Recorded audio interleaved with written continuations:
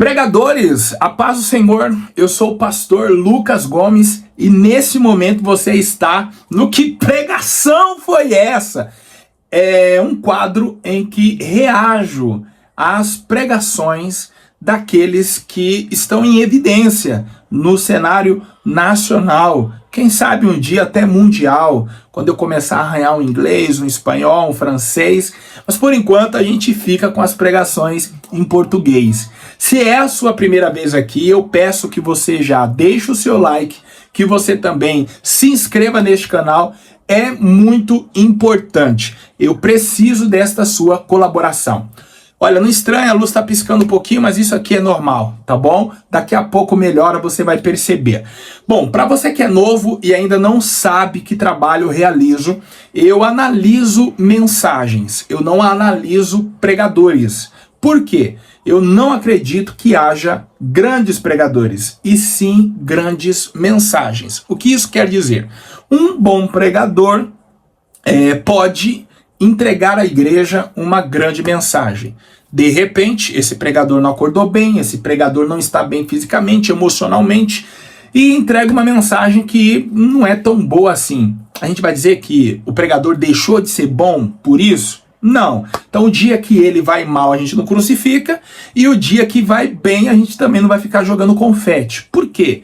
Temos que compreender que esta apresentação final receberá o toque maestral do Espírito Santo. Então é ele quem vai projetar a mensagem, é ele quem vai fazer essa mensagem germinar, é ele quem vai fazer a igreja colher os frutos do seu trabalho. Então por isso que a mensagem é grande, porque aí a gente louva quem deu a mensagem e não quem pregou a mensagem. Então eu faço análises aqui para auxiliar você, jovem pregador, iniciante no ministério da pregação, ou que já é experiente, mas quer aprender, quer crescer. E justamente sobre essa questão de aprendizado nós vamos ouvir hoje o pastor Rafael Belo trazendo uma mensagem sensacional sobre o tema A Noite em que Fui Traído, baseado na primeira carta de Paulo aos Coríntios, capítulo 11, aquele texto clássico que toda a igreja que se reúne para ceiar lê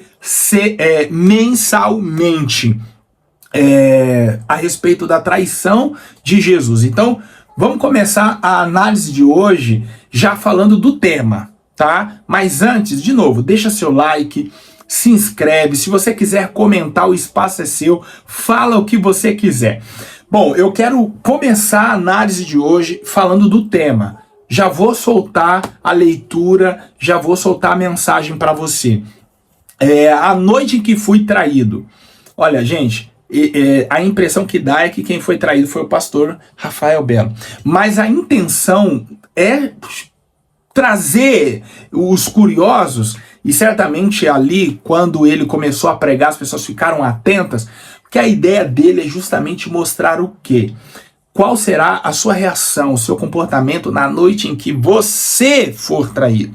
E aí veja, a noite em que fui traído não se refere a ele, mas se refere ao próprio Senhor. Então ele faz uma análise do comportamento de Jesus na mesa da última ceia. Gente, olha, quando Gilton Moraes diz que uma mensagem nasce de uma grande ideia, eu posso dizer para você que esta daqui foi uma grande ideia. Analisar, com base no texto da carta de Paulo aos Coríntios, o comportamento de Jesus no ambiente da última ceia. Eu acho que minha lampadinha ali vai queimar. Ela vai queimar, mas vai dar para a gente falar aqui. Veja, então ele faz essa análise. Que tipo de mensagem nós estamos então diante? Uma mensagem temática, embora ele lê um versículo que já é característica de uma mensagem temática, tá? Não ficar lendo muito. Você lê ali o suficiente que encaixa com o teu tema. Ele lê um versículo, então uma característica da mensagem temática, e embora ele faça uma exposição deste versículo, tá? É uma mensagem temática, porque os tópicos da mensagem dele e as explicações que ele traz não é o texto que sugere diretamente. Então ele não faz uma interpretação literal do texto. Então aqui nós estamos diante de uma mensagem temática, porque a mensagem temática não exige interpretações literais. Agora, o que é preciso tomar cuidado é com a interpretação alegórica.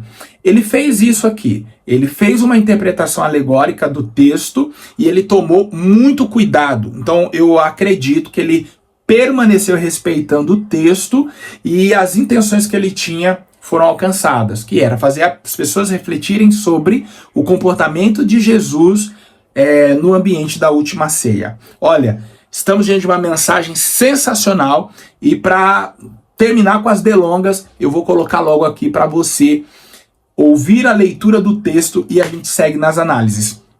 Eu farei algumas pausas para ir explicando a você o que está acontecendo.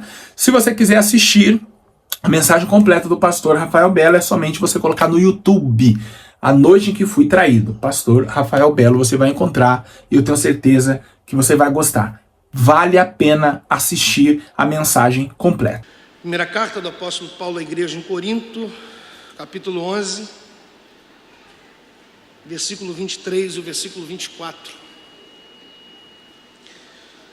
Porque eu recebi do Senhor o que também vos ensinei,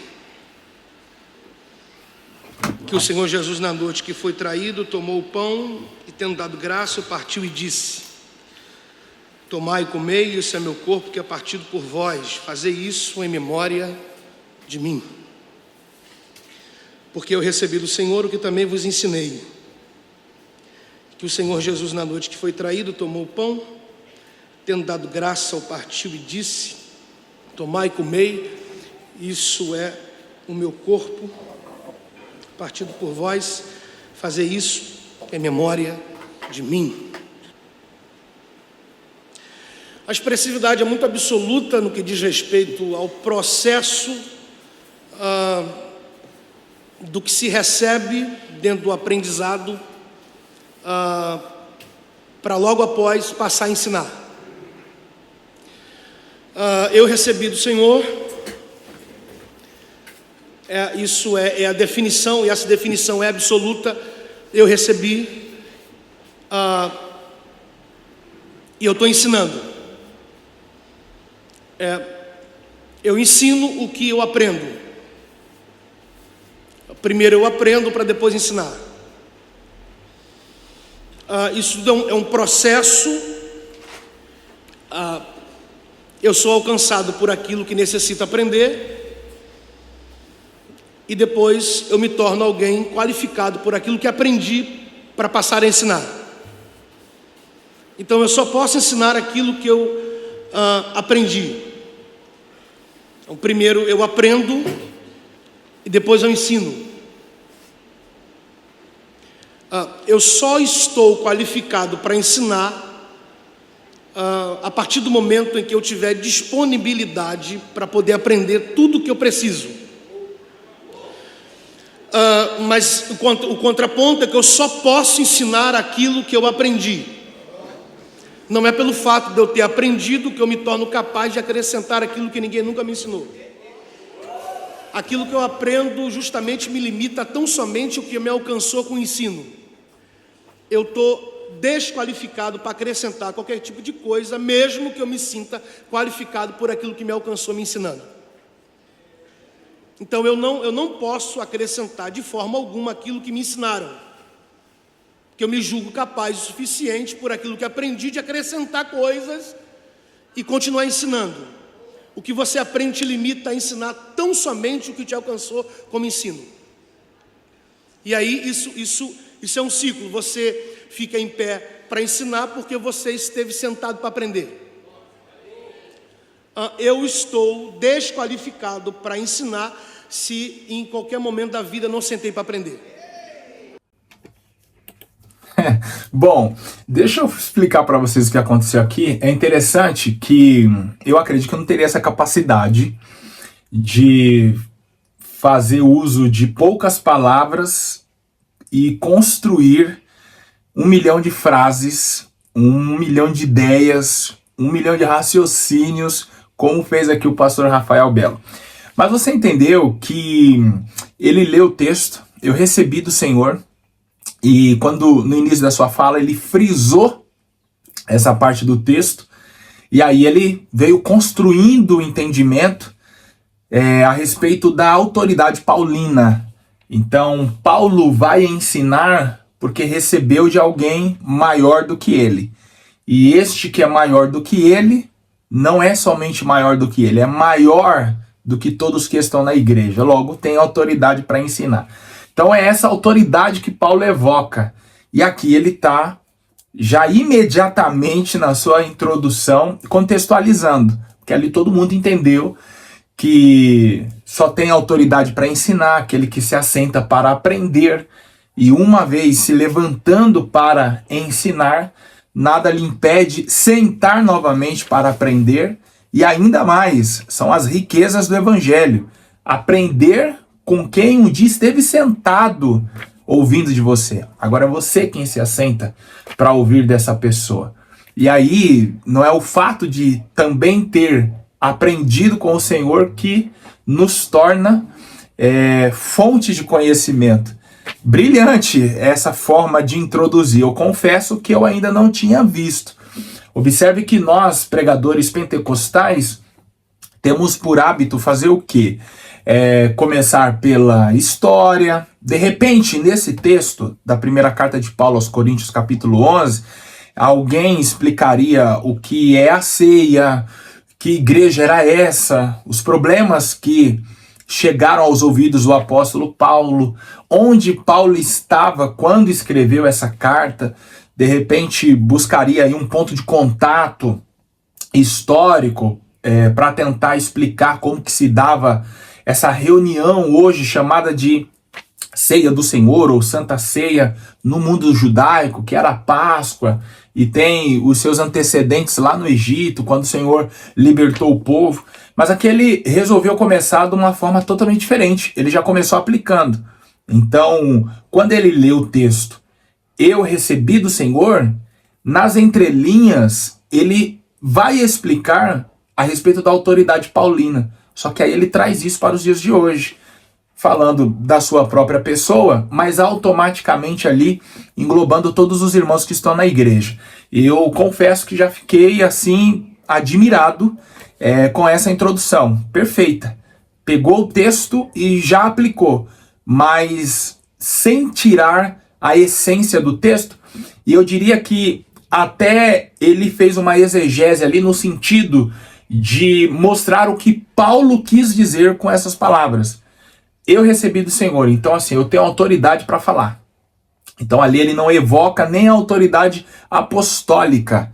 Ele está frisando que ele teve um momento com Deus, e por ter este momento com Deus, agora ele está habilitado para falar. Então assim, só deste eu recebi do Senhor o que também vos ensinei, daria aí certamente, principalmente para o pastor Rafael Belo, ficar horas falando somente desta autoridade recebida, desse momento com Deus, de intimidade. Então, veja, pregador, como que uma leitura atenta pode lhe fornecer ferramentas para uma introdução, para uma mensagem, para a construção de uma ideia, e só numa pequena frase, o tempo que nós ficamos aqui ouvindo ele. E olha que eu pausei, porque ele continuou falando sobre isso. Vamos dar sequência então para nós aprendermos mais com esta brilhante mensagem. E Jesus, na noite que foi traído, tomou o pão. Aí eu como o pão, mas não conheço o processo. Ele deixando muito claro para nós, na sua noite da traição, você não tem o direito de ficar contando dos seus processos.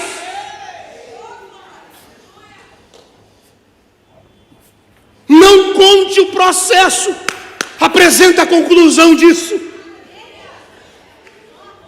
A mistura está te preparando, o isolamento está te preparando, o cilindro está te preparando, o isolamento te prepara, o forno te prepara, para no final de tudo você ser um pão para alguém se alimentar. E vão dizer, está gostoso, mas ninguém conheceu o processo que foi E Jesus, à noite que foi traído, tomou um pão. Tomou um pão. Ninguém viu a mistura, mas estão comendo o pão. Ninguém viu as rejeições, mas estão comendo pão. Ninguém soube das dores, mas estão comendo pão. Eu não vim aqui nesse altar falar das minhas dores, eu vim aqui dizer, o pão está pronto. Eu não vim aqui dizer que eu fui traído, que me machucaram, que me arrebentaram. Eu vim aqui dizer, o pão está pronto.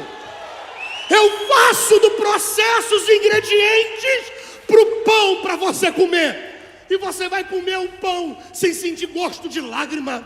Você vai comer o pão sem sentir o gosto da dor. Você vai comer o pão sem sentir o gosto do meu desespero.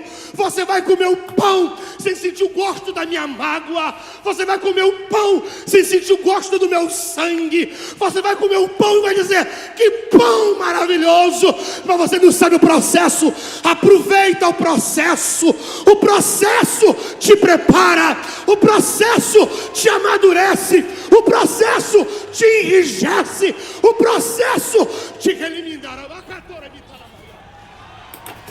Me permita comentar com você, eu sei que está muito bom, mas me permita dizer a você a maneira em que o pastor Rafael Belo construiu parte da sua introdução.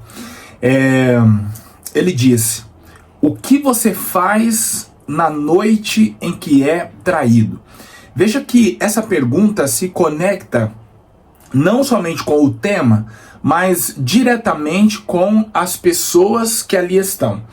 O pastor usou uma estratégia muito interessante, porque com essa pergunta ele conseguiu tornar fixa na mente das pessoas o tema. Isso é importantíssimo, porque se as pessoas não esquecem o tema, logo elas também não esquecerão os assuntos que estarão conectados ao tema. Até porque, para nós convencermos, nós precisamos construir argumentos. E os argumentos, pregador, que você irá apresentar durante a sua mensagem, será com base no seu tema. Então, assim, ainda que você não fale o tema, ainda que você não chegue à tribuna e diga assim, o tema desta noite é... Ou ainda que você, enquanto pregador, não tenha o hábito de colocar temas em suas pregações, é importante você ter uma ideia central. Porque o tema nada mais é do que a ideia que norteará toda a construção da mensagem. O tema diz para onde você tem que ir. Então, ainda que você não consiga definir um tema, você precisa saber para onde você deve ir. É o assunto-chave, é o assunto central. Então, todas as suas argumentações serão como ruas que te conduzirão a Roma. Só abrindo um parênteses aqui para você entender o que eu acabei de falar, existe um adágio popular que diz que todos os caminhos levam a Roma. Ele é verdadeiro. Primeiro, porque o Império Romano construiu cidades em todo o entorno da capital romana, e essas capitais do império que estavam espalhadas tinham vias principais que conduziam a Roma. Então, qualquer via de qualquer lugar que você pegasse, uma via principal, ela te conduziria a Roma. Então, Roma é o destino, é onde você quer chegar. Então, nesse caso aqui, ele quer explicar o sentimento, ele quer explicar o que Jesus fez na noite que foi traído. Então, ele conectou o público com essa pergunta: o que você faz na noite em que é traído? E aí, certamente, as pessoas tomaram para si essa pergunta e, em seu consciente, a responderam. Quem já foi traído se lembrou do que fez na noite em que foi traído. Quem traiu, de repente, imaginou o que o traído fez na noite em que foi traído. Quem conhece alguém que foi traído, já pôde imaginar ou se lembrar o que essa pessoa fez na noite que foi traído. Por que eu estou frisando isso? Porque uma simples pergunta que ele fez não só deixou essa mensagem inesquecível, como trabalhou no imaginário das pessoas que ali estavam. E a ideia dele era exatamente essa. Por isso ele veio trazendo exemplos de reações. Na noite em que Jesus foi traído, ele tomou o pão, mas de repente você não tomaria o pão. Você tomaria a arma, você tomaria o pau, você tomaria satisfação, você rodaria a baiana, você estenderia o braço, ou seja, você iria decidir. Só que na noite em que Jesus foi traído, ele não teve como intenção resolver as diferenças com Judas. Ele tomou o pão. Gente, isso aí foi brilhante. Isso aí foi demais. Porque ao invés de ir resolver a situação do lado de fora, Jesus então resolveu ela do lado de dentro, assentado à mesa, tomando o pão. Então, isso mostra não somente uma atitude de sabedoria, como uma atitude pacífica. E aí, ele trouxe a explicação do processo do pão e tal. A gente compra ele pela manhã e não durante a madrugada, porque durante a madrugada ele está passando pelo processo de preparo. Então o pão vai descansar, essa massa vai sofrer, só que pela manhã o que você tem é um pão bonito. Então, tomando até a ideia de que Jesus era aquele pão simbolizava o Cristo. Então, na mesa, ele não compartilhou das dores do processo, das dificuldades do processo. O que Jesus fez ali, ele simplesmente apresentou o resultado, o trabalho pronto. Então, ele não chegou ali na noite em que foi traído para contar suas dores, as suas dificuldades, mas ele chegou ali para ceiar, para celebrar a festa da comunhão. E veja que importante festa, que ainda hoje não nos reunimos no entorno da mesa para lamentar, mas nós nos reunimos no entorno da mesa para glorificar. Então, se nós glorificaríamos ao Pai depois, o Filho começou a fazer isso antes da crucificação no ambiente da mesa. Então, veja como que o pastor Rafael Belo está construindo a ideia do seu sermão, pincelando informações, o qual acredito que você até então não tinha dado atenção e certamente não daria, porque a nossa maneira de interpretar e até de começar os nossos sermões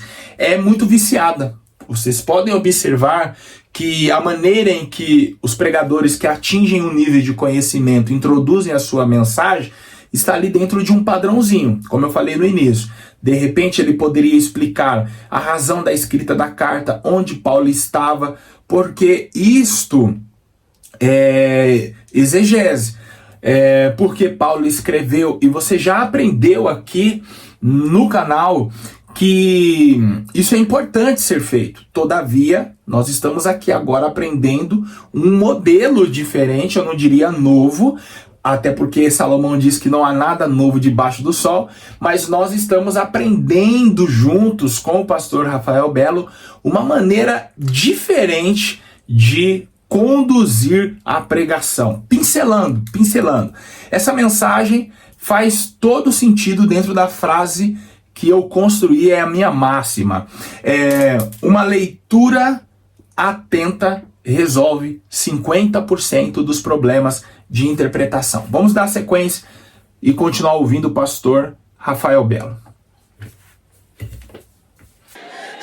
E quando eles estão esperando qualquer tipo de outra coisa, você toma um pão.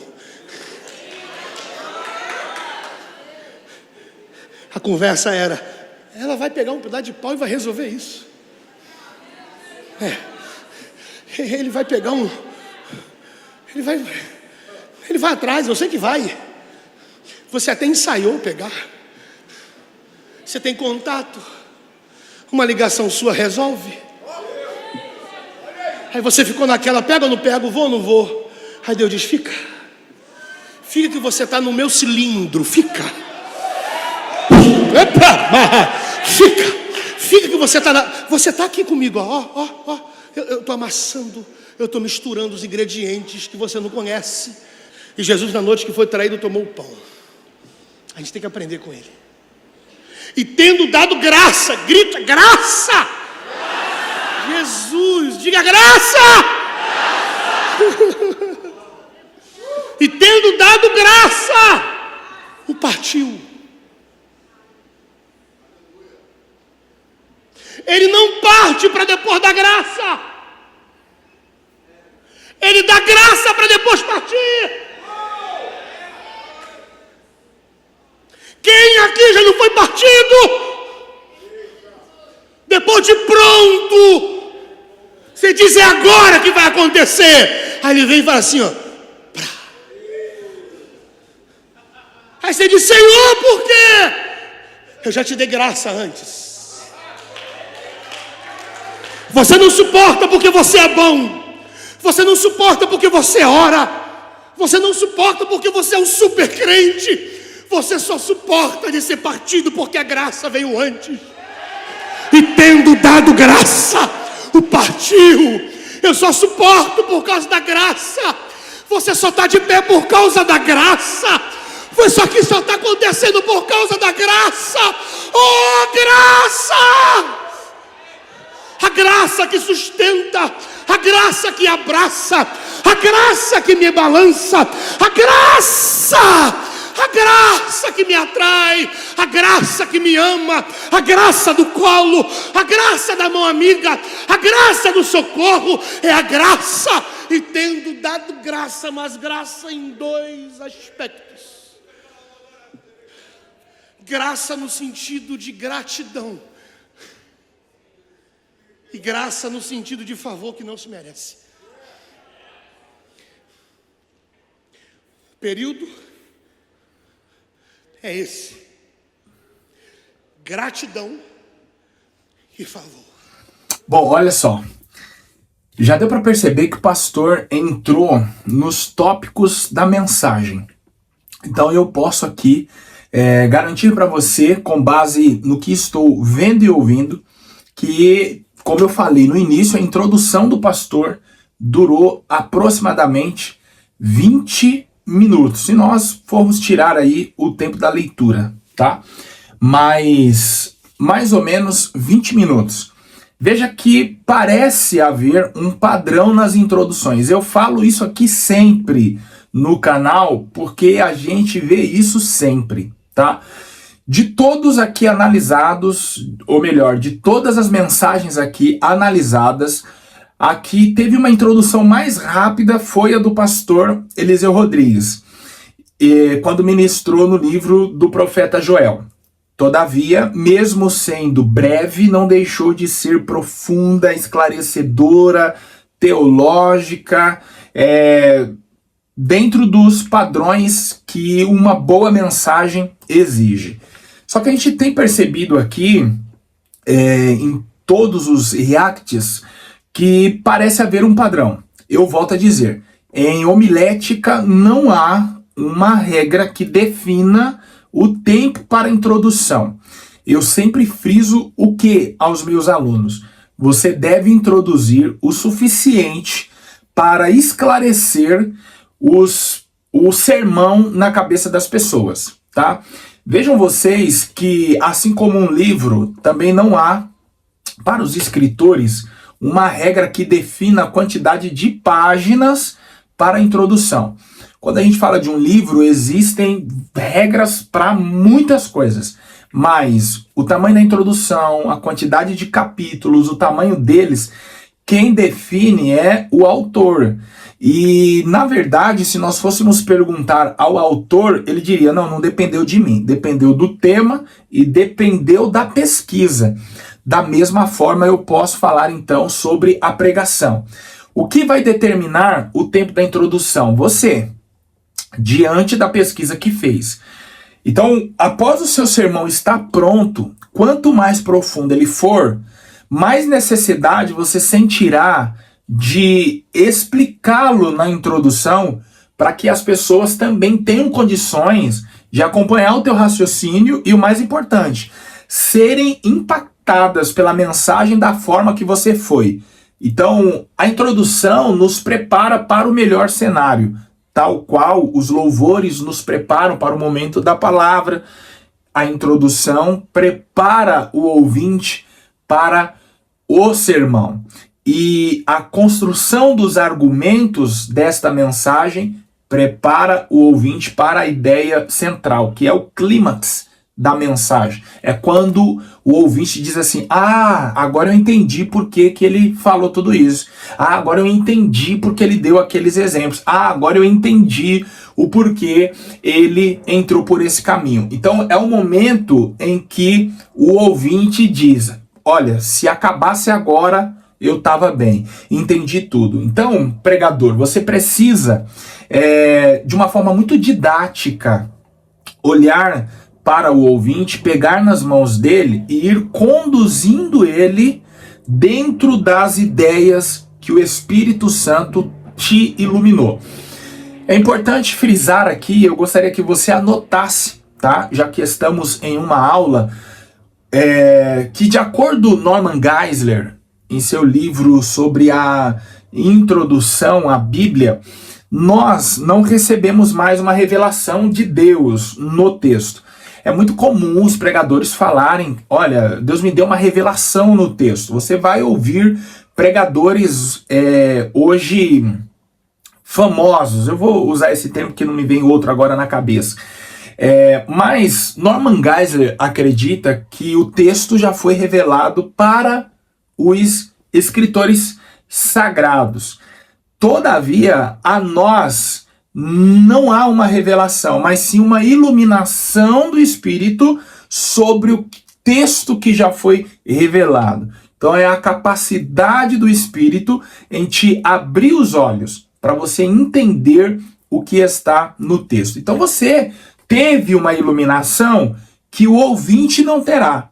Ou também, enquanto você está ali expondo a mensagem, o ouvinte pode também estar com a sua mente sendo iluminada pelo Espírito Santo e ele já entendendo outras coisas. Mas você não deve deixar que cada um tire as suas conclusões. Você precisa conduzir o ouvinte para as conclusões que o Espírito te deu. Então, justamente por isso, você vai decidir quanto tempo será necessário. Segundo lugar, ou segunda coisa que influencia no tempo da introdução, o tempo que te disponibilizaram para pregar. E também o que você está percebendo das pessoas ali. Porque não adianta você... eu programei 20 minutos para introduzir. Mas você percebe que as pessoas estão dispersas, você percebe que as pessoas não estão tão atentas. Então já entra logo na mensagem, tá? Já entra logo, já vai apresentando os pontos para você conseguir tomar a atenção daqueles que estão dispersos. Então, depois de 20 minutos, o pastor nos apresentou o seu primeiro tópico, tendo dado graça. Então, o objetivo dele agora é falar a respeito da graça. E aí, ele nos faz entender, porque aqui ele está tomando o pão de maneira alegórica. O pão agora não simboliza somente Cristo, mas ele também simboliza o crente. Ele também simboliza o irmão, a irmã, que passou a noite inteira pelo processo da dificuldade para poder, então, durante o dia, ser apresentado pronto, tá? Então é por isso que lá no início eu falei do estilo alegórico dessa mensagem, porque o texto em si não sugere isso, tá? Mas a homilética nos permite pregar dessa forma, e a hermenêutica nos dá as ferramentas. E qual seria essa ferramenta? A alegoria. Então, o texto não sugere isso, mas na apresentação da mensagem, ele toma o pão como se fosse eu e você, e aí ele diz: tendo dado graça, partiu. E aí é interessante que ele diz assim, ele não partiu para depois dar graça, ele deu graça antes de partir.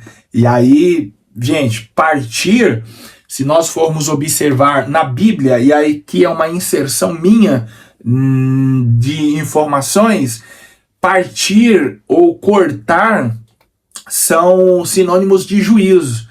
Lembra de Jó, quando disse assim, ainda, a respeito da árvore, ainda se for cortada, não morrerá na terra a sua raiz, mas ao cheiro das águas brotará.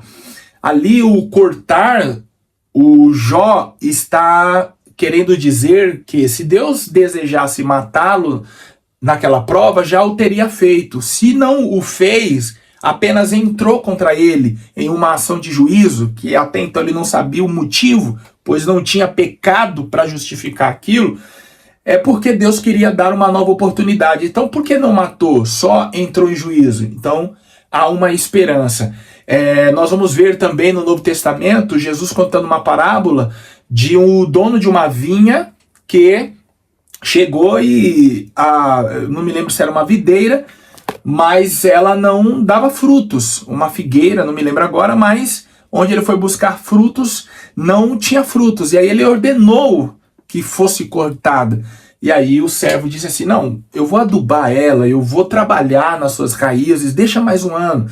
Então ali Jesus mostrou a intencionalidade do pai de entrar em juízo e um pedido do filho para que houvesse misericórdia. Então cortar é uma ação de juízo. Então aqui ele trouxe de uma maneira brilhante o pastor Rafael Belo, dizendo que Deus não parte antes de dar graça.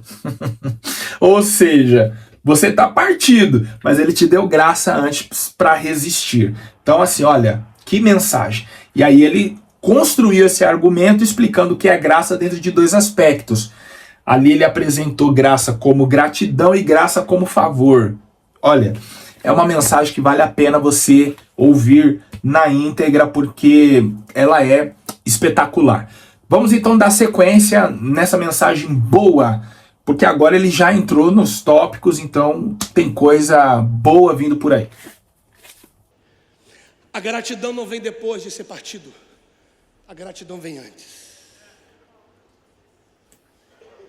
Favor que não se merece não vem depois de ser partido, vem antes. É agora que você manifesta a graça. Diga obrigado. Seja agente de favor para quem não merece. Vou repetir: favorecer quem merece não é favor. Favorecer quem não merece. A maior raiva do inferno é isso aqui. Rafael, eu esqueci tudo, então guarde isso. A maior raiva do inferno é isso. É que ele partiu. Diga, partiu. Mas continua na mão dele. Dói ser partido? Claro que dói. Mas você vai para onde?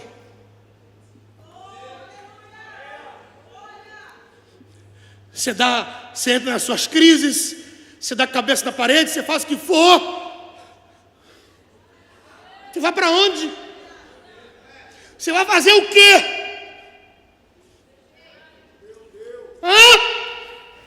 Partiu. Você está na mão dele.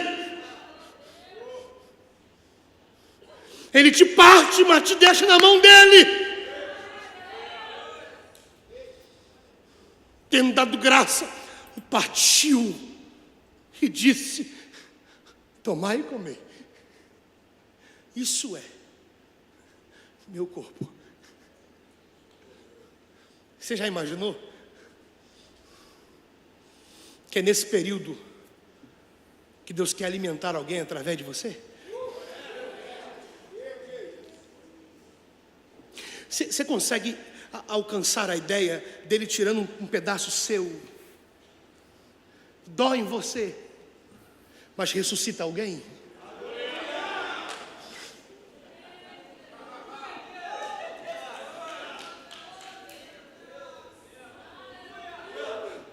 Dói em você, mas a família de alguém é restaurada?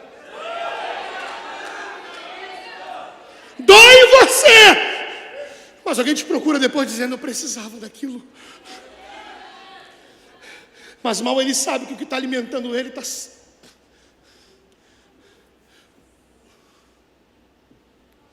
Quem nunca orou precisando de oração?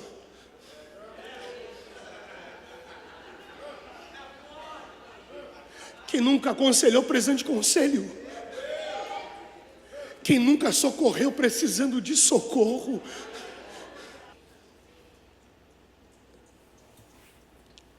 Como você quer ser lembrado na noite da sua traição? Bom, chegamos então já às partes finais dessa pregação. E agora, eu quero pincelar uma frase do pastor: não permita que uma noite de traição escureça uma vida. Vocês estão percebendo como essa mensagem está conduzindo as pessoas a uma reflexão? Para que a partir do momento em que elas reflitam sobre as suas más ações, ou suas más reações, elas tenham então condições de mudar de rota, mudar de atitude. Então assim, certamente as pessoas que ali estão, se nunca foram traídas, elas saíram de lá com uma certeza: isso vai acontecer. Porque olha, que mensagem direta. E como eu já disse, que mensagem confrontadora. Então assim, aqui nesse momento ele chegou a um ponto da sua reflexão em que qualquer atitude errada que nós tomarmos na noite da traição poderá colocar a perder todo o nosso ministério. Então assim, veja que a tentação de Jesus, ela aconteceu desde o início do seu ministério. Mateus capítulo 4 nos diz que o tentador o deixou por um momento. Então ele tentou ali de várias formas, foram 3 ocasiões diretas, mas em todas elas ele perdeu porque Jesus o confrontou com a palavra. Só que Mateus deixa bem claro que ele o deixou por um momento, então em outra hora ele voltaria. Nós podemos dizer que no ambiente da crucificação, tudo que cercou a crucificação, o diabo então esteve presente para poder fazer Jesus pecar. A intenção da tentação é nos fazer pecar. Uma coisa é você ser tentado, outra coisa é você ceder à tentação. Então Jesus começou a ser tentado desde o momento que Judas entrou no ambiente da sala do banquete, porque já estava tudo pronto. E Jesus já sabia que ele iria traí-lo naquela noite, já estava tudo alinhado com os sacerdotes. Só que Jesus manteve a postura. E, como eu disse, lavou os pés dele, ceiou com ele, e ainda no ambiente da oração permitiu que ele o beijasse e ainda o chamou de amigo. Então, que postura! Que mensagem é essa que nos faz aprender com as atitudes do Cristo na noite em que ele mais sofreu, na noite em que ele mais passou por dificuldade? Então assim, uma mensagem reflexiva, uma mensagem que nos faz então saber que não podemos colocar tudo a perder. Então assim, a nossa vida, a nossa história é maior do que aquela noite. Então o que Deus nos deu foi muito maior. E por que não pode ser posto a perder? Porque esta noite também vai nos projetar para algo maior, para a glorificação. Vamos ver como o pastor encerrou essa mensagem. Fazer isso em memória de mim. A maneira que eu administro a noite das minhas traições é a forma que vão lembrar de mim durante o dia. Eu encerro dizendo uma coisa ao seu coração: não permita que uma noite de traição escureça uma vida.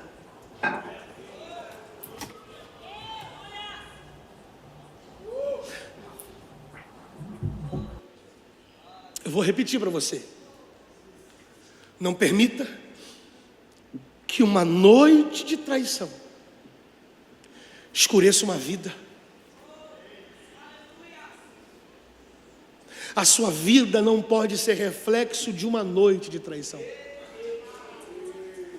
Abaixe sua cabeça. Foi Deus que trouxe você aqui. Não foi o convite de alguém. Não Não foi porque te marcaram em alguma publicação. Foi o Espírito de Deus que te trouxe aqui para dizer a você: se eu passei pela noite da traição, passa você também. A graça está sobre você. E você só suporta o que você está aí suportando por causa dela. A graça. A graça que me deixa sem graça. A graça que me constrange. Oh, graça. Tenaramácia. Bom, eu encerrei aqui porque ele vai dar sequência na oração e eu acredito que ele não poderia terminar de maneira diferente. É uma mensagem dessa que confronta e que nos orienta a tomar as melhores decisões na noite da traição, deveria mesmo terminar com oração, pedindo graça. Então veja que a conclusão da mensagem foi coerente com a introdução e o seu desenvolvimento. Diante disso, então, você precisa buscar também esta coerência. Você também precisa buscar essa harmonia entre introdução, desenvolvimento, conclusão. Aqui está a prova de que a conclusão é tão importante quanto a introdução. Eu perguntei esses dias para uma pessoa que comentou em um dos meus reacts, se eu não estiver enganado, foi até o react do pastor Genival Bento, e o que era mais importante? A pessoa respondeu que, na sua opinião, era a introdução. Eu perguntei a razão, ela disse, porque se a pessoa não entender, se a introdução não for bem feita, a pessoa não entenderá toda a mensagem. Eu concordo com isso plenamente, todavia, eu não coloco a introdução como mais importante, aí vai, segundo lugar, terceiro lugar. Eu acredito que na prateleira da mensagem, na prateleira da pregação, está a leitura, está a introdução, o desenvolvimento e a conclusão, ou seja, no mesmo nível. Porque se você ler de qualquer jeito, não se entenderá o que você começou a falar, sua introdução está perdida. Então uma atenção deve ser dada na leitura. Se você não introduzir direito, não vou entender a sua mensagem. Se não entenderem a sua mensagem, não sabe o porquê você terminou orando, pedindo para alguém cantar, determinando a cura ou dizendo receba. Ou seja, a pessoa ficará perdida durante toda a mensagem. Então, pregador, fica uma dica aqui para você. Chame a atenção da igreja já desde a leitura. Escolha um texto dentro do que você propõe pregar, que seja impactante, que seja envolvente, que chame a atenção das pessoas.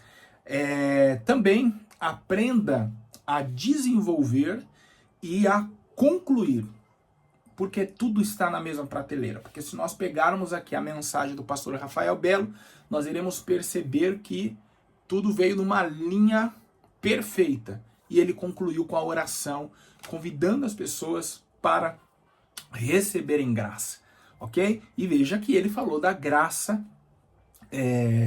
que foi dada antes de partir o pão. Então as palavras da oração também tiveram conexão com a mensagem. Não adiantaria nada ele convidar para a oração e vamos orar por quem está enfermo. Não faz sentido com a palavra, tá? Então ele orou e rogou a Deus a sua graça. Terminou de uma forma brilhante. Eu espero que você tenha gostado e peço então a você que deixe o seu like, se inscreva no canal e aqui embaixo nos comentários diga o que você achou desta aula, porque nós aprendemos com o pastor Rafael Belo, e se você gostaria de ver outra mensagem de outro pregador ou pregadora sendo analisado aqui. Eu tenho certeza que Deus vai falar muito com você e você será orientado pelo Espírito Santo. Deus te abençoe, forte abraço, até o próximo React. Que pregação foi essa?